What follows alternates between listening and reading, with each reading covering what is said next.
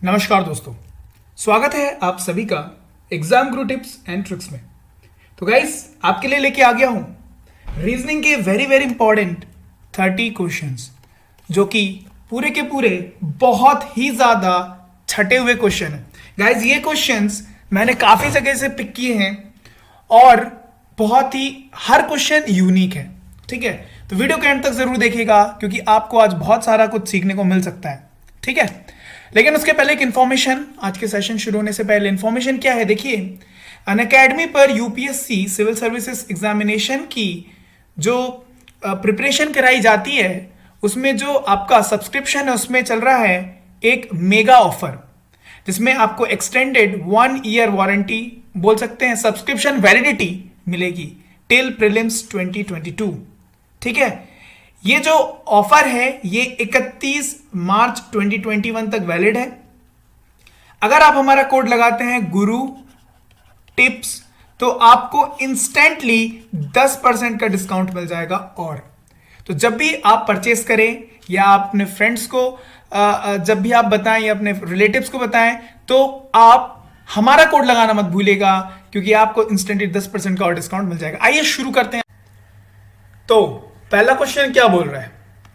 पहला क्वेश्चन बोल रहा है अंग्रेजी वर्णमाला में यदि ए ई को प्रतिस्थापित करे, ई आई को प्रतिस्थापित करे, आई ओ को प्रतिस्थापित करे, ओ यू को प्रतिस्थापित करे और यू ए को प्रतिस्थापित करे तो वर्णमाला क्रम में 11वां अक्षर कौन सा होगा? अब जरा यहां देखो, A E interchange, E I O U and U A, that means सिर्फ और सिर्फ वॉवल्स को चेंज किया गया है, सिर्फ और सिर्फ वॉवल्स को चेंज किया गया है, कॉन्सोनेंट्स एज इट इज है। अब एक बात बताओ, 11वां अक्षर कौन सा होता है? जे के बाद के, क्या के वॉबल है? जी नहीं। क्या है? ये कॉन्सोनेंट है, तो क्या होगा? 11वां के का के ही रहेगा। तो कौन सा ऑप्शन हो जाएगा? ऑप्शन नंबर डी हमारा सही उत्तर हो जाएगा। आइए नेक्स्ट क्वेश्चन देखते हैं। 5 व्यक्तियों के समूह में के, एल और एम महत्वाकांक्षी है, एम एन और आर ईमानदार है, एल एम और एन योग्य है तथा के एन और आर उद्यमी है। इनमें से ऐसे लोग जो ना तो उद्यमी है ना ही महत्वाकांक्षी है। आइए सबसे पहले एक क्या बोले टेबल बना दिया जाए। महत्वाकांक्षी, दूसरे में ईमानदार, तीसरे में लेट्स से योग्य, और चौथे में उद्यमी। ठीक है, चलो महत्वाकांक्षी कौन कौन है? के, एल और एम। ठीक, एम एन आर ईमानदार है, एम एन आर ईमानदार है। ठीक है, जो जिसमें आएगा उसको उसी में लिखना है ना, इस तरीके से। हाँ, आगे देखते हैं। एल एम और एन योग्य है, तो एम एल और एन ये क्या है? ये योग्य है। आगे देखते हैं। के एन और आर, के कहां है? यहां के एन और आर जो है वो क्या है गाइस? वो उद्यमी है। तो क्वेश्चन पूछा जा रहा है इनमें से कितने लोग हैं जो ना तो उद्यमी है ना ही महत्वाकांक्षी। मतलब उद्यमी भी नहीं होने चाहिए, महत्वाकांक्षी भी नहीं होने चाहिए। जरा देखो, महत्वाकांक्षी के है, होगा नहीं, एल है, होगा नहीं, एम है, होगा नहीं, के उद्यमी भी है। इस जगह में जो छूटा हुआ है यहां एल, लेकिन एल तो भाई महत्वाकांक्षी हो गया था। इस जगह में छूटा हुआ क्या? एम, लेकिन वो तो महत्वाकांक्षी हो गया था। मतलब ऐसा कोई भी नहीं है जो ना तो उद्यमी हो ना ही महत्वाकांक्षी। समझ में आ गया होगा। चलिए नेक्स्ट क्वेश्चन देखते हैं। निम्नलिखित सूचना का सावधानी पूर्वक अध्ययन कर निम्नलिखित प्रश्न के उत्तर दीजिए। देखिए, श्री एवं श्रीमती मेहता के पुत्र सुनील अजय है, के पुत्र सुनील और अजय है, दो उनके पुत्र हैं। श्री एवं श्रीमती सक्सेना की पुत्री रीता से सुनील शादी करता है। सक्सेना दंपति के दो और संतान हैं। बीना की शादी एवं श्रीमती मल्होत्रा के पुत्र विजय से होती है। उनके दो पुत्र सोनू और टिंकू हैं। और क्वेश्चन में क्या बोल रहा है, रीता की श्रीमती मेहता से क्या संबंध है? श्रीमती मेहता से क्या संबंध है? किसका? रीता का। ठीक है, आइए इसको बनाया जाए। श्रीमती मेहता, श्री और श्रीमती मेहता, लेट्स से मेहता ये श्रीमती है और श्री मेहता सपोज ये है, ये लोग हस्बैंड वाइफ है, मेहता परिवार। इनके दो पुत्र हैं। कौन कौन है? एक सुनील है, एक सुनील है और एक और पुत्र है जिसका नाम क्या है? अजय। एक और कौन है? अजय, अजय। ठीक है, चलिए आगे देखिए। श्री एवं श्रीमती सक्सेना के पुत्री रीता से सुनील की शादी होती है। सुनील से किसकी शादी होती है? रीता से शादी होती है। और ये रीता किसकी बच्ची है? श्रीमती सक्सेना और श्री सक्सेना के पुत्री है। अब जरा यहां क्वेश्चन में पढ़ लो, आगे पढ़ने की जरूरत नहीं है। क्वेश्चन बोल रहा है रीता श्रीमती मेहता से क्या संबंध रखती है? रीता श्रीमती मेहता से। श्रीमती मेहता की कौन है? रीता बता दो तो जरा। पुत्र वधू है ना, कौन सा ऑप्शन हो जाएगा? ठीक है, बड़े नेक्स्ट क्वेश्चन में आइए। निम्नलिखित सूचना का सावधानी पूर्वक अध्ययन कर निम्नलिखित प्रश्नों के उत्तर दीजिए। PQRSTU 6 व्यक्ति है। इसमें दो टेक्नीशियन, दो रिपोर्टर, एक लेखक और एक फोटोग्राफर है। P फोटोग्राफर है जिसकी शादी S रिपोर्टर से होती है। Q लेखक है जिसकी शादी R से होती है जिसका पेशा U का है। U और R भाई है। निम्नलिखित में टेक्नीशियन का जोड़ा कौन सा है? आइए देखते हैं। 6 लोग हैं। कितने लोग हैं? 6। इनमें से दो टेक्नीशियन, दो रिपोर्टर, दो टेक्नीशियन होंगे, दो रिपोर्टर होंगे, एक लेखक होगा और एक फोटोग्राफर होगा। P फोटोग्राफर है। P क्या है गाइस? P photographer. P क्या है? P फोटोग्राफर है जिसकी शादी S रिपोर्टर से हुई। इन दोनों की शादी हो चुकी है। किससे हुई है शादी? रिपोर्टर से। रिपोर्टर से शादी हुई है। Q लेखक है। Q क्या है? Q लेखक है। कौन है? लेखक, राइटर है। ठीक है, जिसकी शादी R से, जिसकी शादी R से हुई है, जिसका पेशा U का है। मतलब U और R, U और R दोनों का जो पेशा है, दोनों का जो प्रोफेशन है, वो दोनों का सेम है। ठीक है, और क्या बोला है? U R का भाई है। ठीक है, तो इसको इधर ही बना देते हैं। ये इसका क्या है? भाई है। ठीक है, अब जरा यहां गौर करना। दो टेक्नीशियन होने चाहिए थे। क्या? दो टेक्नीशियन होने चाहिए थे। दो टेक्नीशियन होने चाहिए थे, दो रिपोर्टर होने चाहिए थे। अब जरा यहां गौर फरमाना क्या कि आर का जो प्रोफेशन है वह यू का भी है। अगर मैं आर को टेक्नीशियन लिखूंगा तो मुझे यू को भी टेक्नीशियन लिखना पड़ेगा, है ना। रिपोर्टर तो मैं लिख नहीं सकता क्योंकि यू और आर दोनों सेम है। और दो रिपोर्टर है, एक रिपोर्टर तो एस हो चुका है, एक जन की कहानी यहां नहीं बताई गई। वो कौन है? वो टी है। मतलब टी भी क्या होगा? टी भी कौन होगा? रिपोर्टर होगा। ठीक है, तो समझ में आ गया, पूरा का पूरा डायग्राम बन गया है। आप देखिए निम्नलिखित में से टेक्नीशियन का जोड़ा कौन है? यू और आर। ऑप्शन नंबर ए हमारा सही उत्तर हो गया। Understood guys. चलिए नेक्स्ट क्वेश्चन देखते हैं। छोटे लोग बुद्धिमान होते हैं, इस वाक्य से क्या निष्कर्ष निकलता है? छोटे लोग बुद्धिमान होते हैं। ए लंबा है इसलिए मूर्ख है, बिल्कुल नहीं। ऐसा तो कहीं नहीं बोला गया है कि जो लंबे हाइट वाले होते हैं वो मूर्ख होते हैं। बस ये बोला गया छोटे लोग बुद्धिमान होते हैं, तो लंबे लोग भी बुद्धिमान होते हैं, ऐसा भी हो सकता है ना। तो ये तो निष्कर्ष नहीं निकलेगा। निष्कर्ष वही निकलता है जो 100% एक्यूरेट हो। ठीक है, चलो, बी टी से लंबा है और ना बुद्धिमान है, ये भी नहीं होगा। लंबे लोग मूर्ख होते हैं, ऐसा तो कहा ही नहीं गया है। छोटे लोग अपने कार्य में दक्ष होते हैं, भाई बुद्धिमान होते हैं इसका मतलब दक्ष होते हैं। D next question. बच्चे प्राय कॉमिक्स पढ़ना पसंद करते हैं, यह वाक्य का क्या अर्थ है?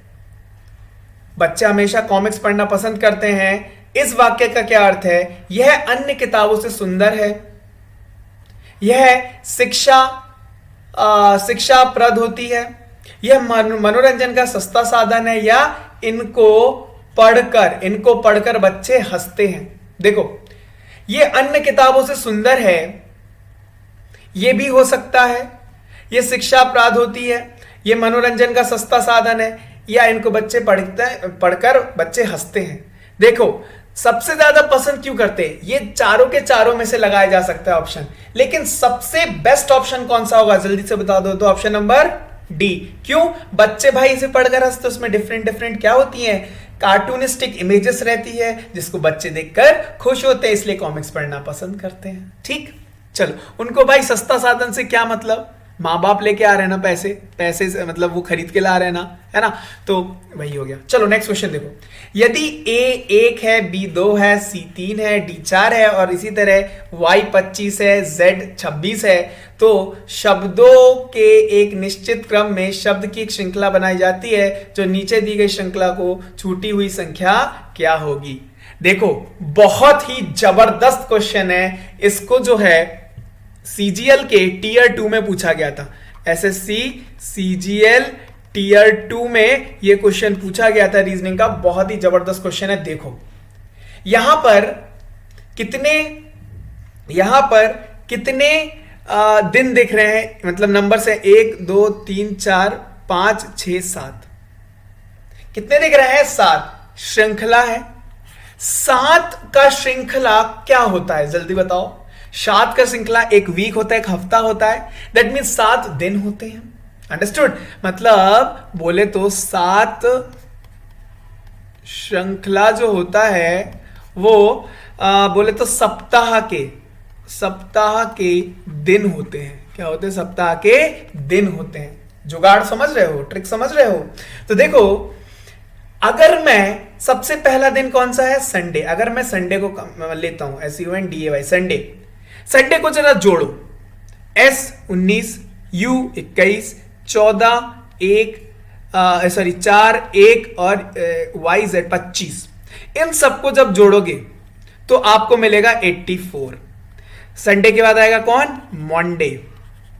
मंडे। इन सबको जब जोड़ोगे तो आपको मिलेगा 72। समझ रहे हो? ट्रिक समझ रहे हो? बहुत ही बेहतरीन क्वेश्चन है। जब पेपर में फिर से रिपीट होगा, ऑब्वियसली रिपीट होगा, तो लगा के जरूर आना। ठीक है, मंडे होगा। और इसी तरीके से ये हो गया संडे, ये हो गया मंडे, ये हो गया ट्यूसडे, ये हो गया वेडनेसडे, तो यहां कौन आएगा? थर्सडे आएगा। स्पेलिंग पता होनी चाहिए। स्पेलिंग क्या होती है थर्सडे की? THURSDAY। सभी को लिखो। T for 20, GH 7 number, URMNOP QR 18 number, S 19 number, D 4 number,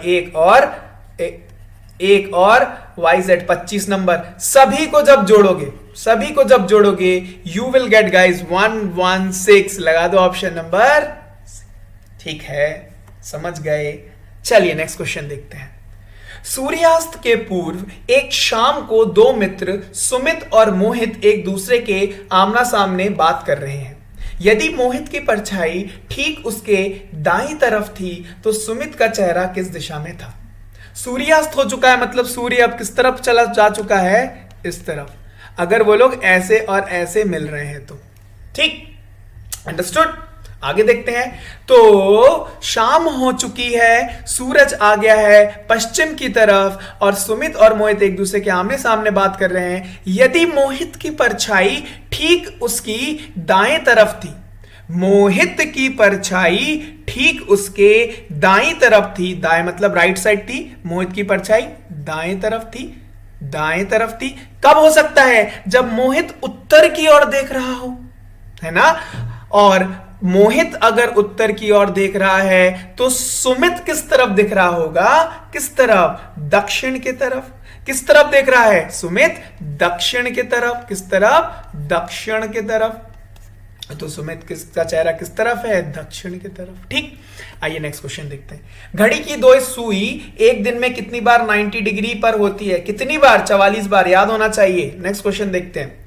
यदि किसी खास कोड में ओरल को 3196 लिखा जाता हो तो रिटर्न को क्या लिखा जाएगा? देखो, O फॉर 15 और MNOPQRS 18, 1 और JKL 12, 5 और 1 और 5 होता है 6, ये होता है 9, 1 और 8 और ये 1 और ये होता है 3। इसको क्या किया? इसको इस तरीके से लिखा गया। Did you get me? So return को भी उसी प्रकार लिखना पड़ेगा, WRITTEN। रिटर्न को जो होगा, N कितना होता है? 14 नंबर, मतलब 5 से शुरू होने वाला। E होता है 5, तो फिर यहां पर भी 5। T फॉर 20, तो क्या हो जाएगा? 2, यहां पर भी 2। 5 5 2 2, 5 5 2 2। उसके बाद यहां पर कौन आ जाएगा? 9 नंबर। I होता है 9, 9। उसके बाद R कितना होता है? R MNOPQRS 18 नंबर होता है, तो 1 और 8 हो जाएगा। यहां पर भी 9। कौन सा ऑप्शन लगा दूंगा? ऑप्शन नंबर डी हमारा सही उत्तर हो जाएगा। Are you getting guys? ठीक है, चलिए नेक्स्ट क्वेश्चन देखते हैं।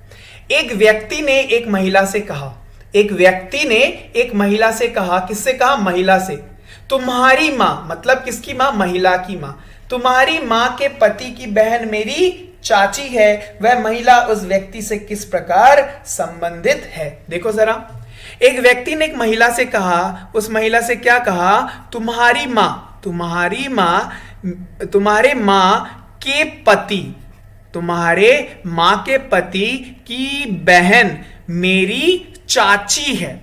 कौन है? मेरी चाची है। कौन है? मेरी चाची है। इसका मतलब जरा देखो, मेरी अगर चाची हुई तो इसका मतलब, चाची बोले तो क्या? जो इसका पति होगा, इसका जो पति होगा और उसका जो भाई होगा, वो कौन होंगे? इस व्यक्ति के पिता होंगे। हाँ कि ना? तो इसका मतलब क्या हुआ? इसका मतलब ये दोनों कौन हुए? आपस में क्या संबंध हुआ? बहन का। लगा दो ऑप्शन नंबर डी। ठीक है, नेक्स्ट क्वेश्चन आइए। यदि x y के बेटे का भाई है, ओके, तो x y से किस प्रकार संबंधित है? यदि x y के बेटे का भाई है, कौन? x, तो x y का y से किस प्रकार संबंधित है? कौन होगा? पोताना होगा। Option number A. Next question, यदि f a का भाई है, C A की बेटी है, K F की बहन है तथा G C का भाई है, तो G का चाचा कौन है? आइए देखते हैं। F जो है A का भाई है, ठीक है। C A की बेटी है, C A की बेटी है। K F की बहन है, K F की बहन है, ठीक। तथा G C का भाई है, तथा G C का भाई है, ठीक है। अब जरा देखो क्या पूछ रहा है कि G का चाचा कौन है। अब यहां ऑप्शंस को देखो, कहीं ना कहीं यहां पर नन ऑफ द अबव कुछ ऐसा कहा नहीं गया है, मतलब इन्हीं ऑप्शंस में से कुछ होगा। अब देखो, अगर मैं A को मानूंगा लड़की, तो यहां पर तो ये F तो मामा हो जाएगा, और अगर मैं मानूंगा लड़का तो चाचा तो कोई होगा ही नहीं यहां पर इस फिगर के हिसाब से। और अगर मैं मानूंगा ए कौन? लड़का, अगर मैं मानूंगा ये कौन है? लड़का है, तो ये कौन हो जाएगा? उसका भाई, तो मतलब ये चाचा। दैट मीन्स मुझे मानना होगा, मुझे मैंडेटरी है मानना होगा ये कौन है? लड़का। तो इस हिसाब से जी का चाचा कौन हो जाएगा? एफ हो जाएगा, ऑप्शन नंबर डी, ठीक है। नेक्स्ट क्वेश्चन, तो एक सेकेंड, क्लियर? ओके। x और y दोनों z के बच्चे हैं। यदि z x का पिता है लेकिन y z का बेटा नहीं है, तो y और z के बीच संबंध ज्ञात करो। एक्स और वाई जो है दोनों जेड के बच्चे हैं। किसके बच्चे हैं? जेड के बच्चे हैं, और जेड एक्स का पिता है, ठीक है। लेकिन वाई जो है वो जेड का बेटा नहीं, तो कौन होगा? बेटी ना होगा, पुत्री है, ये लोग तो बच्चे ही हैं, तो क्या होगा? पुत्री हो जाएगा। तो क्या वाई जेड के बीच क्या संबंध है? यहां तो ऑप्शन ही नहीं दिया गया, चलो लिख देते हैं, बेटी और पिता वाला रिलेशन होगा, है ना, डॉटर एंड फादर। ठीक, बड़े नेक्स्ट क्वेश्चन में आइए।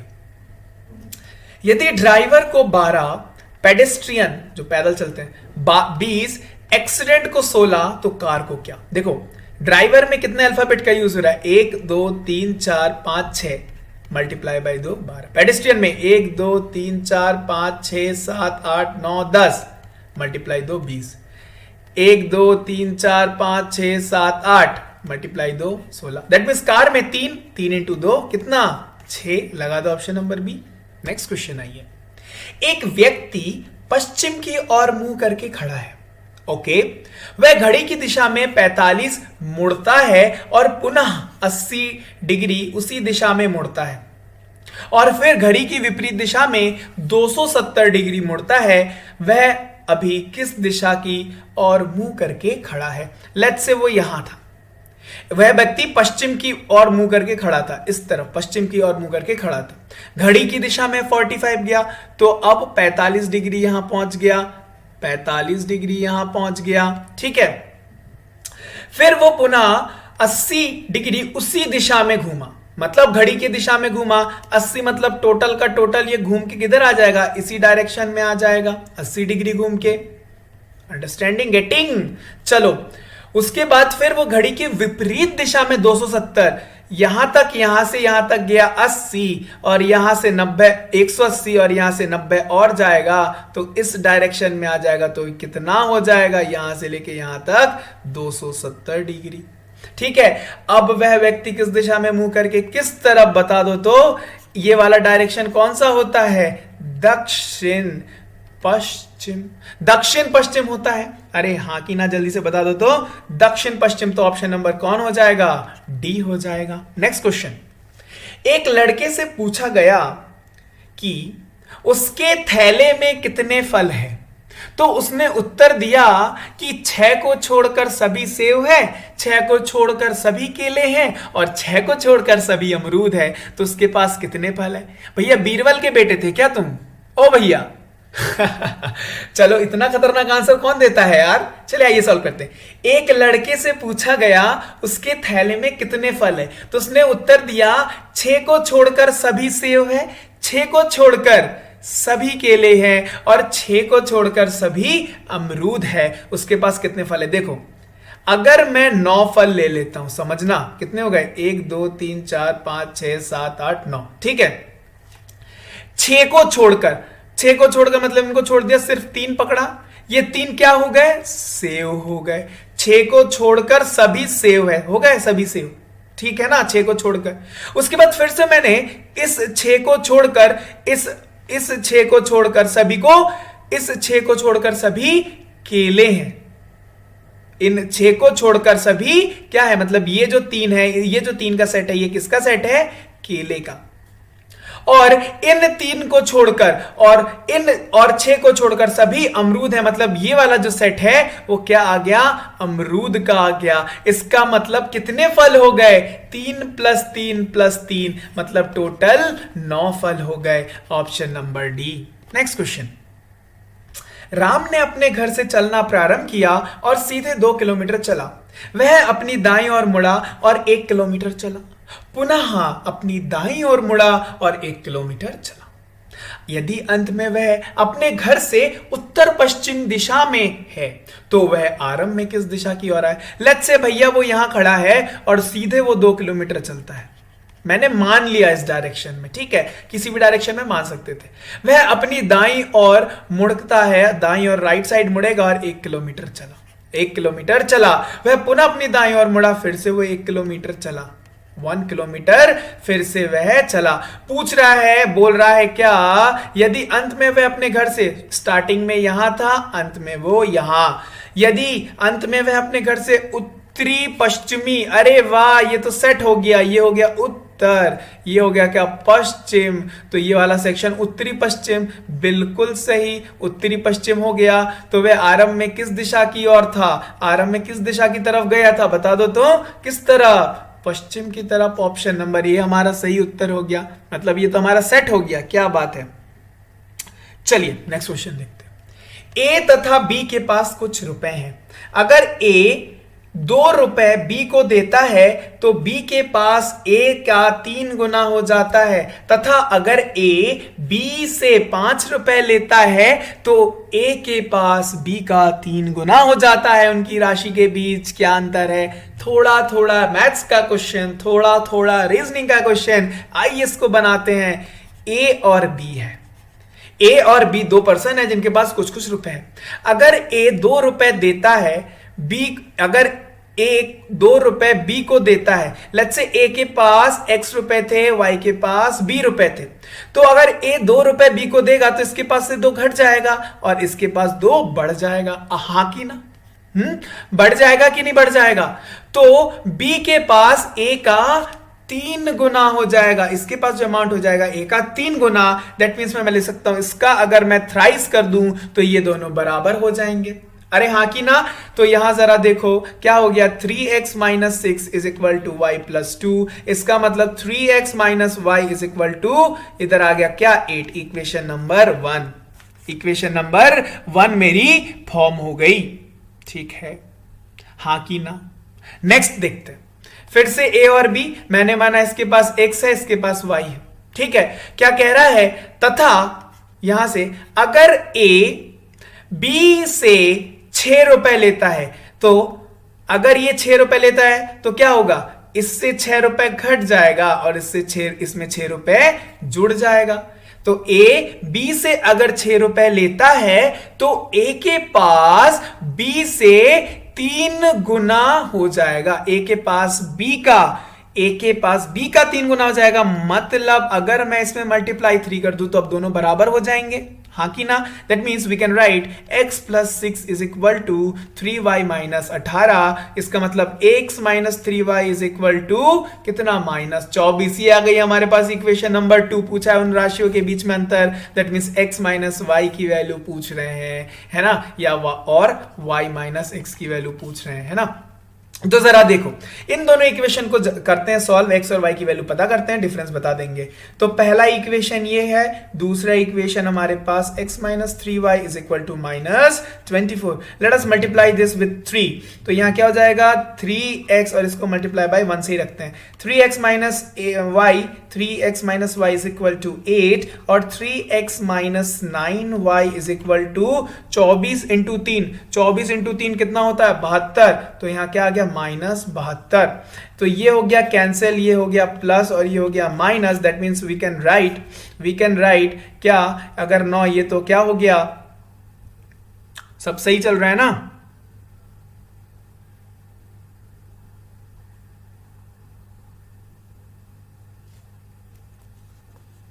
यहां पर प्लस होगा, सॉरी माय मिस्टेक। तो यहां क्या हो गया 8y is equal to 80, that means y is equal to 10। y की वैल्यू 10 आ गई, किसी भी इक्वेशन में पुट कर दो, लेट्स से इस वाले इक्वेशन में पुट कर दिया तो 3x minus 10 is equal to 8, that means 3x is equal to 18, that means x is equal to 6। x 6 y 10, दोनों के बीच में डिफरेंस कितना 4 रुपए का, लगा दो ऑप्शन नंबर डी, ठीक है। नेक्स्ट क्वेश्चन, एक घन की पृष्ठ सतह पर पिछले रंग को दूर करने के लिए नया रंग लगाने के लिए न्यूनतम कितने रंग की आवश्यकता होगी। क्वेश्चन अधूरा है। अगर एडजेसेंट साइड्स में कलर डिफरेंट हो,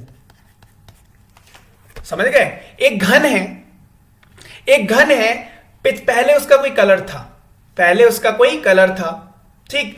अब वो बोल रहा है क्या कि नया कलर लगाना है तो कितने न्यूनतम रंगों की जरूरत होगी अगर आजू बाजू वाले जो साइड्स हैं उनमें डिफरेंट डिफरेंट रंग हो।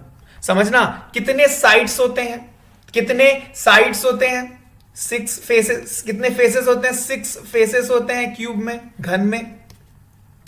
तो 6 फेसेस में दो दो के पेयर में ना, जैसे अगर मैंने ये बना दिया, तो ये वाला और जो नहीं दिख रहा ये वाला सेक्शन, और ये वाला सेक्शन, और सिमिलरली नीचे वाला और ऊपर वाला सेक्शन, 6 फेसेस। और मुझे अलग अलग कलर लगाना है और दोनों सेम नहीं होने चाहिए। इसका मतलब मुझे क्या, 3 न्यूनतम कलर की जरूरत है। तो अपोजिट फेसेस में सेम कलर होगा, और अपोजिट फेसेस में सेम कलर होगा, मतलब 3 कलर तो कभी भी कलर क्या नहीं होगा, सेम नहीं होगा आजू बाजू में। ठीक है, न्यूनतम 3 की जरूरत होगी। न्यूनतम पूछा है ना, इसीलिए। अगर न्यूनतम नहीं बोलते तो भाई 6 का 6 तुम अलग अलग यूज कर लो। चलो नेक्स्ट क्वेश्चन देखते हैं। एक पार्टी में दादी, पिता, माता, 5 पुत्र, उनकी पत्नियां तथा प्रत्येक के 2 पुत्र और 1 पुत्री है। वहां कुल कितनी महिलाएं थी? ओके, महिलाएं, दादी एक महिला थी, माता एक महिला थी, 2 महिला हो गई।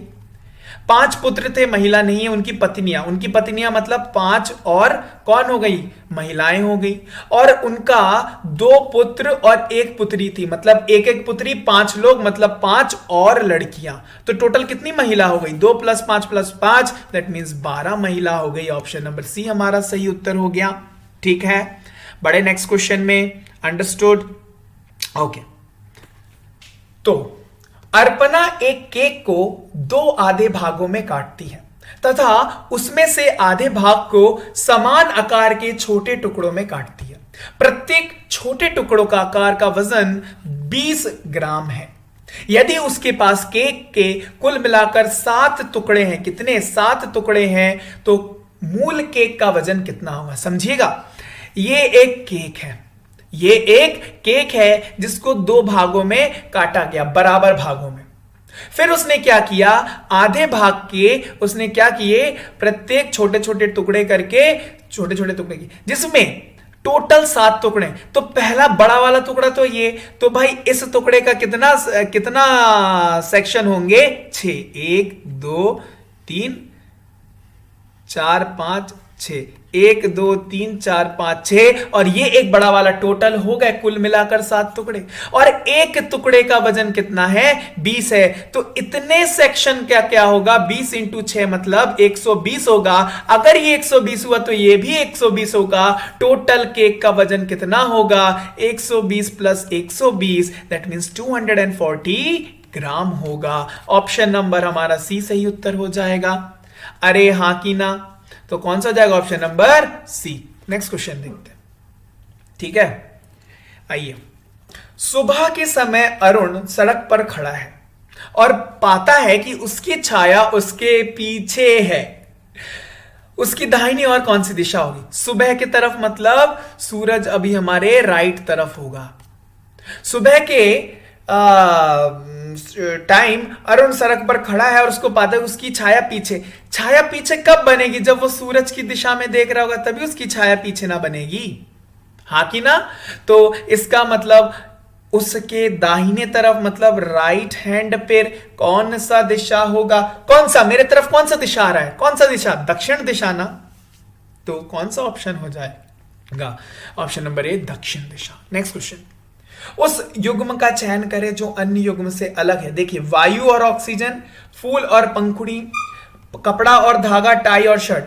वायु ऑक्सीजन और अलग अलग कंपोनेंट से मिलकर बनती, मतलब ऑक्सीजन से मिलके वायु बनती है, पंखुड़ियों से मिलके फूल बनता है, धागों से बनके कपड़ा बनता है, लेकिन क्या टाई से मिलके शर्ट बनता है? जी नहीं, ऑप्शन नंबर डी हमारा अलग हो गया। Odd one out. Next question.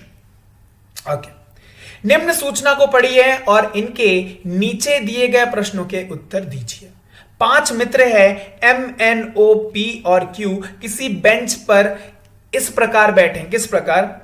M N के बगल में बैठा है, O P के बगल में बैठा है, P Q के साथ नहीं बैठा है, Q बेंच के बाईं ओर है, O दाएं से दूसरे स्थान पर है, M N की तुरंत दाएं तरफ है। एम का स्थान क्या है भैया? यहां मैंने बना दिया बेंच जिसमें बैठने वाले 5, 1 2 3 4 5। इसमें 2 लोगों की जगह फिक्स कर दी गई है। जरा बताओ किस किस की? ओ दाएं से दूसरा है, दाएं से राइट से दूसरा, मतलब यहां तो भैया बैठ गया ओ। और दूसरा क्या बोला है? एक और जन की बोल दी कि ये क्यू बेंच के बाई ओर है। क्यू बेंच के बाई ओर है। कौन? क्यू। तो बाई ओर बिठा दिया। ठीक, इसकी जगह तो हो गई क्या? फिक्स। अब जरा देखिए, एम एन के बगल में बैठा है और यहां बोला है क्या? एम एन के तुरंत दाएं तरफ है, मतलब एम जो होगा वो एन के तुरंत दाएं है। इस तरीके से, ठीक इस तरीके से। अब जरा मुझे एक बात बताओ, अगर मुझे इसको यहां बिठालना है तो मैं यहां तो बिठाल नहीं सकता, मतलब मुझे n को यहां बिठालना पड़ेगा और m को यहां बिठालना पड़ेगा। और एक और बात क्या कहा है कि p q के साथ नहीं बैठ सकता, इसका मतलब यहां पर मैं p भी नहीं रख सकता, p यहां पर आएगा तो देखो एक साथ नहीं बैठे हैं। इसका मतलब p और q की लड़ाई हुई थी तो साथ नहीं बैठेंगे। इसका मतलब मेरा जो है क्या, ये मेरा बन गया फाइनल अरेंजमेंट। अब जरा देखिए क्वेश्चन क्या बोल रहा है? m किस स्थान पर बैठा है? m किस स्थान पर बैठा है? पहला ऑप्शन बोल रहा है q और n के बीच। q और n के बीच भाई कोई नहीं बैठा हुआ है। कट। n और o के बीच, n और o के बीच, जी हां बिल्कुल n और o के बीच m बैठा हुआ है। इसका मतलब ऑप्शन नंबर बी हमारा सही उत्तर हो जाएगा।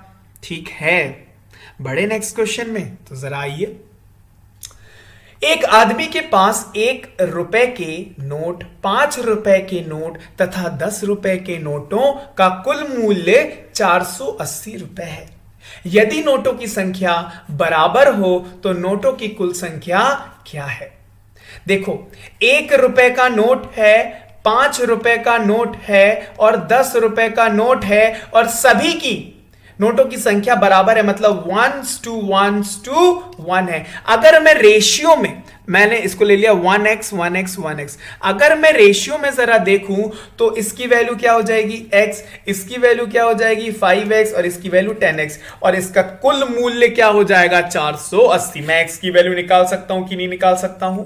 दैट मींस यहां क्या हो गया? 15 और 1 16, 16x is equal to 480। x की वैल्यू 16 के 16 48, 3 x की वैल्यू आ गई 30। अब बोला है तो टोटल कुल नोटों की संख्या मैंने क्या रखा था? 1x 1x 1x। मैंने टोटल यहां क्या रखा था? टोटल 3x माना था मैंने। That means 3 into 30 which is equal to 90। तो टोटल कुल संख्या क्या होगी नोटों की? 90 होगी। ऑप्शन नंबर बी हमारा सही उत्तर होगा। नेक्स्ट क्वेश्चन देखते हैं।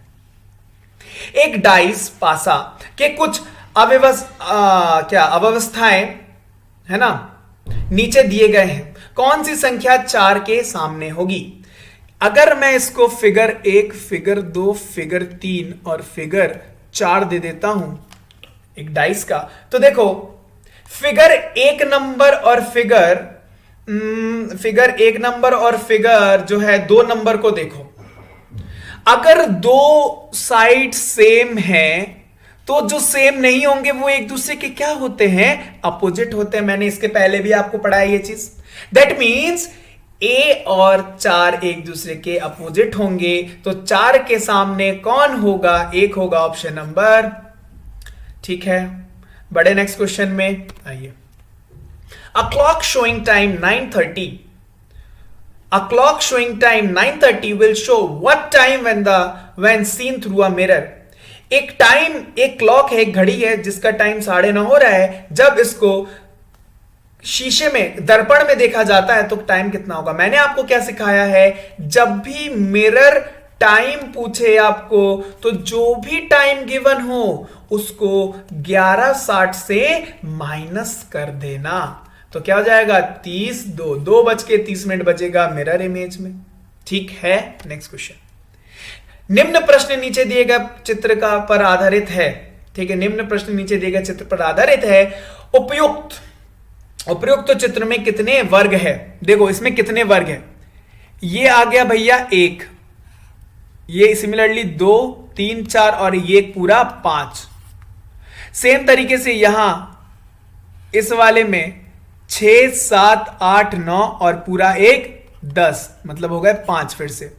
सिमिलरली ये छोटे वाले में, ये वाले में 1 2 3 4, फिर से एक हो गया 5, 15 हो गए। और यहां देखो, यहां एक बन रहा है एक, और यहां एक बन रहा है ये वाला एक, तो कितना हो गया 15 और 2 17। तो कौन सा? Option number D. कितने वर्ग हुए? 17। आज का अंतिम प्रश्न देखते हैं। वह पद ज्ञात कीजिए जो दूसरे से भिन्न हो। Q P N K A J X U U T R N S P S R P M. देखो जरा, Q P N K A Z X U U T R N and S R P M. Q मतलब 17, M N O P 16, ठीक है, M N 14, ठीक, उसके बाद जे के 11, एक, जेड 26, एक्स कितना? एक्स वाई जेड, तो ये हो गया 24, यू 21, 21 20 18 14, एस मतलब 19, आर मतलब 18, M N O P 16, M 13। देखो जरा, 1 घटा 2 घटा 3 घटा 1 घटा, है ना, घट ही रहा है ना ये, तो 2 घटा, इसको क्या लिख सकता हूं? 27 भी लिख सकता हूं, 1 और 27 भी लिखा जा सकता है। 1 घटा 2 घटा 3 घटा, 1 घटा 2 घटा, लेकिन भैया यहां 4 घट गया, यहां 1 घटा, यहां 2 घटा, यहां 3 घटा। तो भाई यहां पर 1 घट रहा है, 2 घट रहा है, फिर 3 घट रहा है, लेकिन इस वाले में 4 घट गया है। अलग कौन हो गया? ऑप्शन नंबर सी जो है आपका अलग हो गया। Option number C, odd one out. ठीक है, तो गाइज ये थे आज के very very important 30 question. I hope आपने वीडियो को एंजॉय किया होगा। अगर आपको वीडियो हेल्पफुल लगा तो वीडियो को लाइक और शेयर जरूर करिएगा। अगर आपने चैनल को सब्सक्राइब नहीं किया तो जल्दी से चैनल को सब्सक्राइब कर लीजिए, क्योंकि मैं रोजाना आपके लिए ऐसी वीडियोस लाता रहता हूं गाइज। तो ये था वीडियो, तो फिर मिलते हैं आपसे नेक्स्ट वीडियो में। Okay, till then bye bye and